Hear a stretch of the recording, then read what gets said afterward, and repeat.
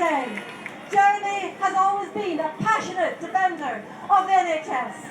We need powerful opposition to this government's disastrous NHS policies and a government that will defend the NHS, not destroy it. Please give a warm welcome to Jeremy Corbyn.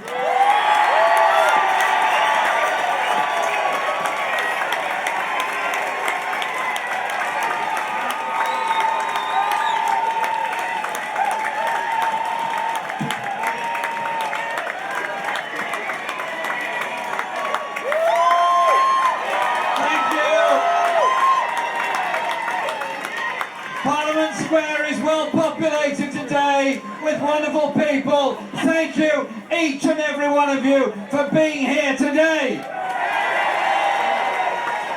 I thank the People's Assembly and Health Campaigns Together who've organised this event, because events like this don't happen by accident. They happen because a lot of people put a lot of work into this. Campaigning today, yes, but all those local demonstrations up and down the country, day in, day out, week in, week out, on those wet Saturdays collecting petitions. It frightens the life out of the Tories and it heartens all of our supporters. So I want to also say, if you're a doctor, a nurse, a porter, a technician, a cleaner, whatever you do in the health service, thank you, because every day you contribute to what is the most civilised institution in this country, the National Health Service.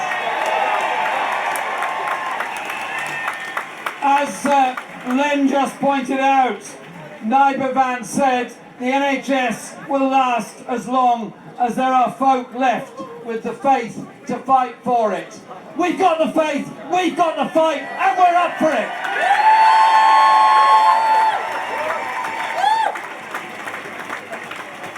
I want you all to give a very warm welcome to somebody who is back with us today, who's benefited from the NHS, and because he's benefited from the NHS, we all benefit from the NHS, and for his fantastic work. Would you give a very warm welcome to Mark Sawatka, who's back here with a new heart given to him by the National Health Service.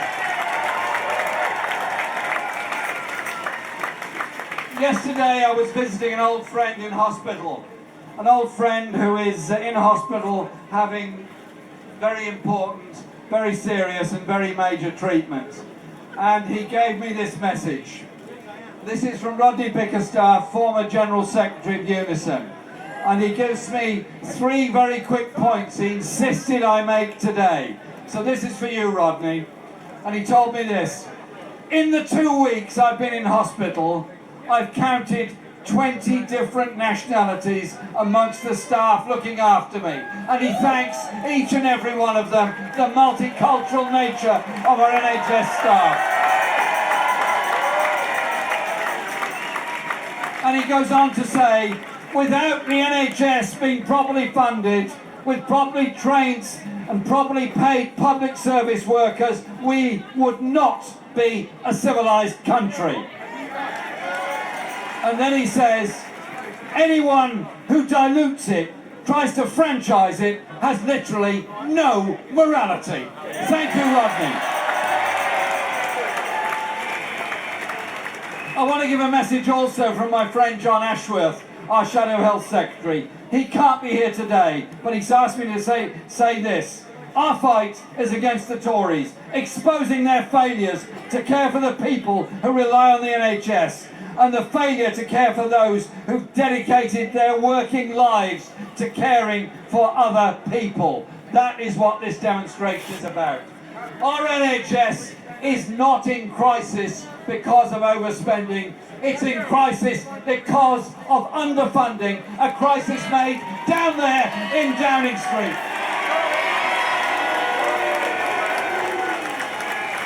The Tories and the coalition before them managed to cut taxes on big business. They cut taxes to the richest families. They cut taxes for the speculators. Cut taxes for the fat cats. Don't let them tell you there's no money for their NHS. There is no excuse for it. The money is there if you collect the taxes properly to fund it and pay for it.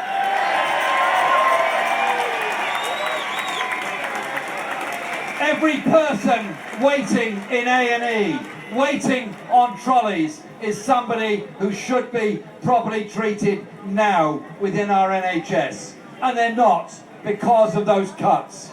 But there are others, such as the treatment of NHS staff. Think for a moment of every student nurse forced to visit a food bank to make ends meet, while they're at the same time caring for our sick and dependent people. Every elderly person denied the care they need. Every one of those things has come about from a political choice made by a government that underfunds the National Health Service and social care when they know full well the resources are there to do it. They're saying tax cuts are more important than dignity. I say this: let's support and value our NHS staff. Rodney mentioned all the different nationalities that have been caring for him in hospital and care for all of us every day. Let's make it very clear from this demonstration here today. All those European nationals that are working here in this country, supporting us and our society, have every right to remain here, and we're going to stand up for their right to remain here. There are over 10,000 European nationals working in our National Health Service. So our message to them, the government, now is this: our NHS is in crisis. In crisis because of the underfunding of social care, the million people not getting the care and support they need, those waiting on trolleys, those desperate to get into an A&E department and waiting for hours for treatment. It's not the fault of the staff. It's the fault of a government that has made a political choice. This week, the budget will come out over there on Wednesday. We want that budget to properly fund our mainstream National Health Service, our social care system, and our crucial mental health services. All three of them. All three of them are in equal measure important. They've cut 10% of hospital beds in the last 7 years. A&E departments are threatened all over the country through the so-called sustainability and transformation plans. They've cut £4 billion from social care and now suggesting we'll fund social care by raising council tax. I'll tell you this: raising council tax all over the country, if you raised it to the maximum, would only meet 1/6 of the needs of social care. And on top of that, it would have a problem, because if you take a local authority, a random place like, say, Windsor and Maidenhead, for example, and you compared what you raised there from a 3% council tax rise to what you would raise in, say, Knowsley, the poorest borough in England, you all know full well the difference. You all know full well that we believe every person who needs social care is equally valuable, whether they live in Surrey, Maidenhead, Knowsley, or Newcastle, or anywhere else.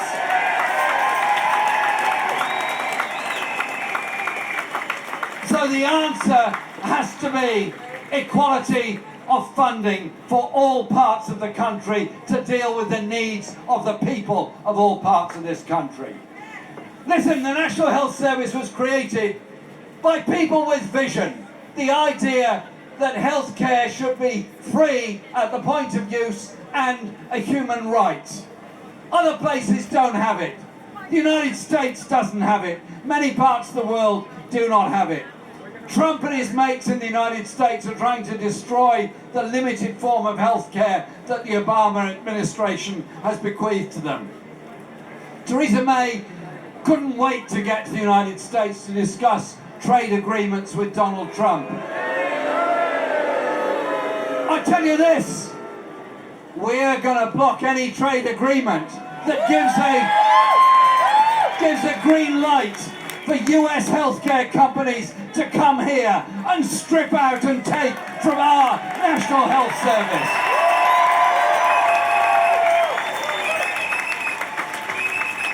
It's not for sale, it's not theirs to sell. It's ours for everybody in this country to keep. And I tell you this, there's some interesting parallels of the time when the NHS was established with now. Those that wanted to found the NHS got the most unbelievable attacks from the right-wing press in this country. Those of us that stand up against the politics of austerity, against the politics of transferring wealth from the poorest to the richest, those that stand against tax cuts for the rich and tax burdens for the rest.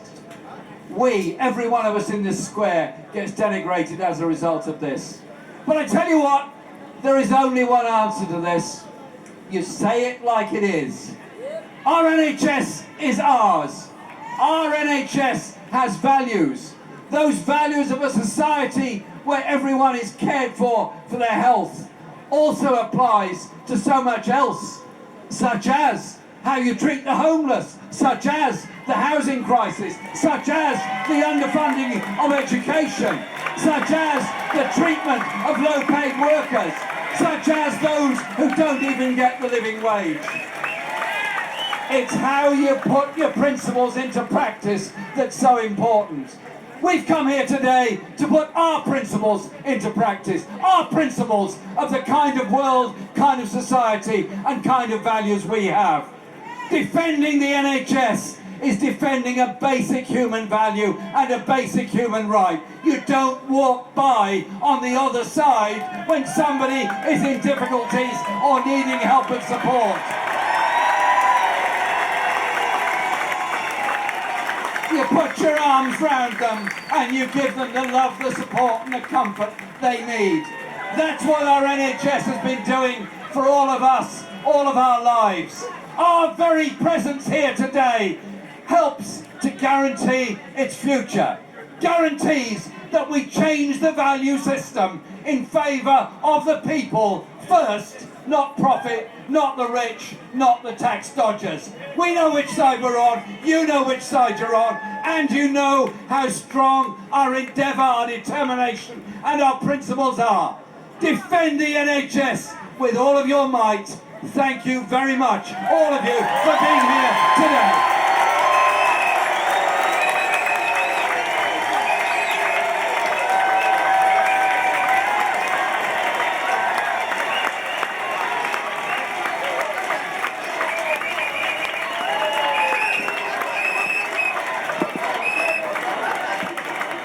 Thank you, Jeremy, for that principled defence of the founding values of the NHS. That powerful challenge to the Tory government and that passionate call to action to all of us to defend the NHS.